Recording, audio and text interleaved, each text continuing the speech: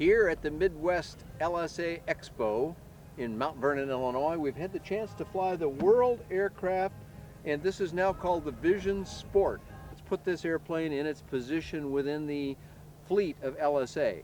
This is a definite mid-range priced airplane, and this is well below $100,000. So it's a very affordable airplane. Let's call it that.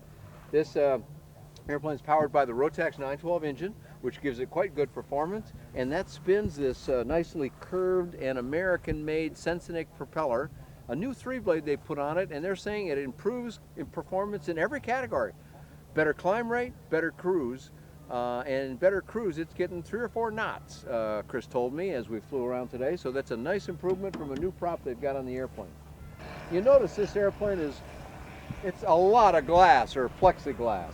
Basically, with a tapered instrument panel as it does, it gets smaller to you in the cockpit. Therefore, you can see around the edges of the instrument panel. And here's where you're looking out, and you can almost see down to the runway here, almost right in front of you, but it makes the visibility huge. A few more points about this Vision Sport. On both sides of the fuselage, both sides of the engine cowl here, you've got a door that's this wide. I'm drawing my fingers around it to make sure you can see it all. Same on the other side. Now you've got a fairly large opening, kind of like a hood on a car, that will allow you to inspect, certainly, but also to physically do some work. That's a fairly large opening. Now, of course, you can take the cowl off too, as it shows here. I'm guessing that's a little bit more work. This would be pretty quick and easy, and in a flight school environment where you want to check things regularly or show students around the airplane, that'd be real nice. Steerable nose wheel. Also, this airplane has differential braking on it. Of course, it's only differential braking on the left seat side, the main pilot side. So as I flew in the right side, I did not get to experience the braking on it, but it is differential braking. Nice sturdy gear here, Matco wheels and brakes, and very sturdy main gear. That thing is going to handle some serious pounding. So it has a slightly thicker airfoil, which allows it to carry a little more fuel because the area, the volume is larger there, so this can hold 28 gallons. The higher priced, more deluxe airplane holds 24 gallons. Still going to give you quite a bit of flying time, but it's along the leading edge here, these little translucent plastic things, these are vortex generators. These help improve the airflow by slightly turbulating the air over the wing and allows it to operate at a slower speed. Indeed, we saw stall speed well down into the 30s, and that's miles per hour. So, and going all the way down here to the end, we have to show you the wingtip treatment because it's quite interesting. If you sight your camera right down the edge here, you're going to see not just a droop tip, but a nicely turned tip. It looks good, and of course that kind of thing generally does keep the air moving in the way that it should so that you get less wingtip disturbance, which gives you a little bit of what they call more effective span. And if you can bring your camera all the way around in the back, you'll see they've also got some what are sometimes called span-wise flow controllers here, all right at the tip. These are oriented. This is all an attempt to control airflow at the tip so you have less wingtip action going on here, which creates drag. What we saw at the wingtip is recreated out here on the edge of the horizontal stabilizer, and you see that same effect because although this is much smaller than the main wing, the same action still occurs. And some other nice execution here. On the end of the elevator here, you can see that they've actually enlarged the surface back here. And the purpose is that this aids airflow. It doesn't create, of course it creates a little bit of drag, but it aids the airflow, makes the surface actually more effective. A final thing to point out while we're back here at the tail, rudder trim. This is electric powered rudder trim and electric powered elevator trim. You got a lock right here so you can keep people out of the airplane when you're not around it, and a latch that releases there's a similar latch inside the airplane as well, so that you have this last bracket here as it grabs on that. But then when you're inside, you'll move this lever forward, which is going to grasp the bracket right at the bottom here by my hand, and so it makes the door very nice and secure. You also notice, let me close the door just for a moment, it goes well forward. The rudder pedal is literally right there, so your foot is only pulled in a couple of inches from the rudder pedal. One of two things that makes this aircraft a very easy entry. So step right up, entry, sit down in the seat, easy to do. The entry height is low enough for most people except very short folks. Push the stick over to the side, one foot across the stick, and then the other one inside, and then you can bring the stick back up. Now, you noticed I brought the stick up. That means it's a folding stick. There's a mechanism right down here. There's a collar, which you bring up, and then you puts this clasp tight around it, and now the stick is in the right position that it should be in. So now that I'm fully seated and I put the stick back down again, but there it is in the normal position. But look at this here. I have my leg almost straight and I can get it in and out. Now I'm just of average height. A really tall guy might have to pull back a little bit, but this makes for a very easy entry right here. So that's a nice feature. Also, look at this seat. And if you can bring your camera over here a little bit, you'll see that my feet are right now 4 or 5 inches short of the rudder pedals. This seat is back so far, a really tall guy, I don't know, 6'6" or something, would fit in here easily. And moving the seat, no problem in flight. There's a handle which we'll show you in a minute, but I'm going to grasp that handle now. It's a nice sturdy welded point. There's a lever right here by my hand, and I just flip that lever to the outside of the airplane, and I can slide forward, and look at that range now. I can go up so far now that even at my average height, I'm almost bumping, but not quite bumping the panel. But now I've got an easy reach. In fact, I've brought it more forward than I need to now. On the left side, we have toe brakes here. I could easily work those now in this position, but I don't need quite that much, so I'm going to come back here and a little bit more. Again, you can do this in flight, so no problem in flight. Well, I'm seated in here now. I've adjusted the seats as we just showed you, and I'm in a comfortable position for me. The reach to the pedals is now comfortable. If you can shine your camera down here, you can see right underneath here, which actually gives you a little more leg room if you wanted to wiggle your feet or something.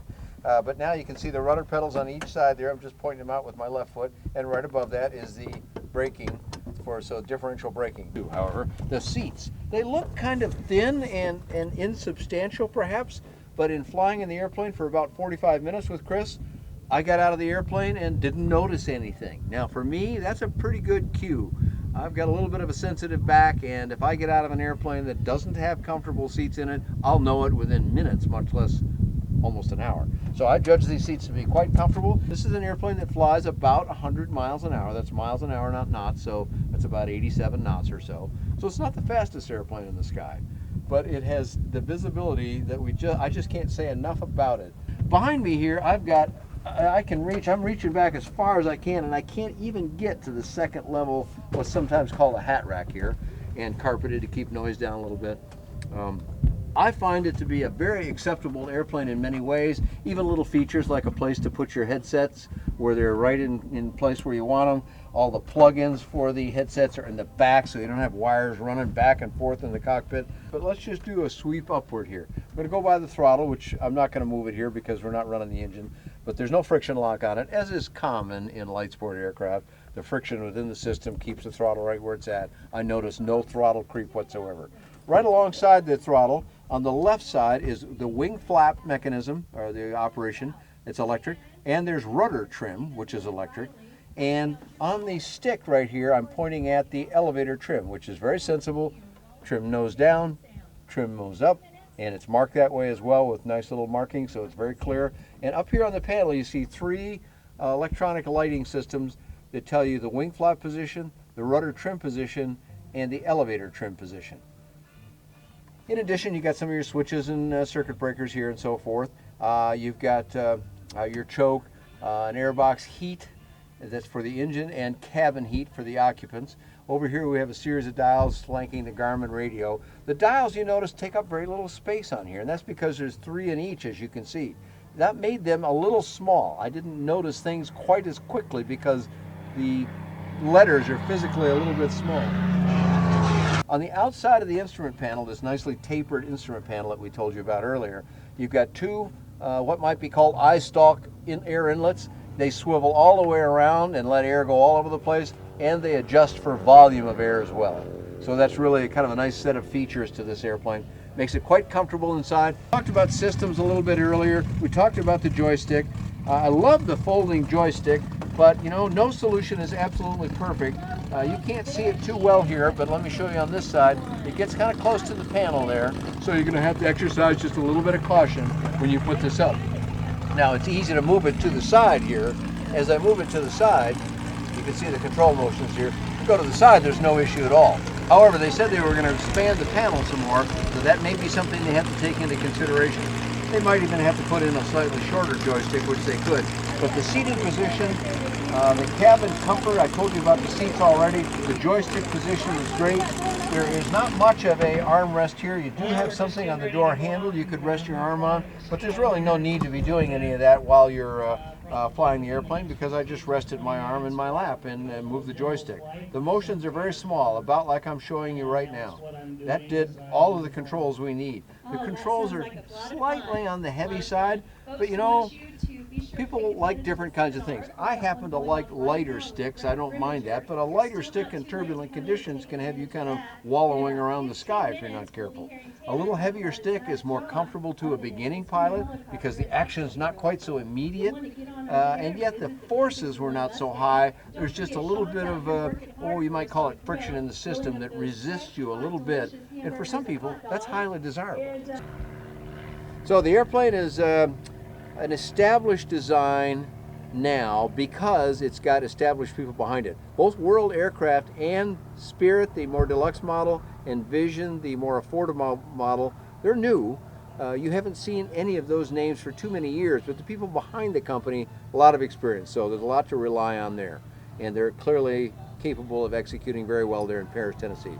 Let's talk a little bit about flying for a moment. When we cruised around, at one point I had the airplane set at about 5,000 engine RPM. That's fairly low.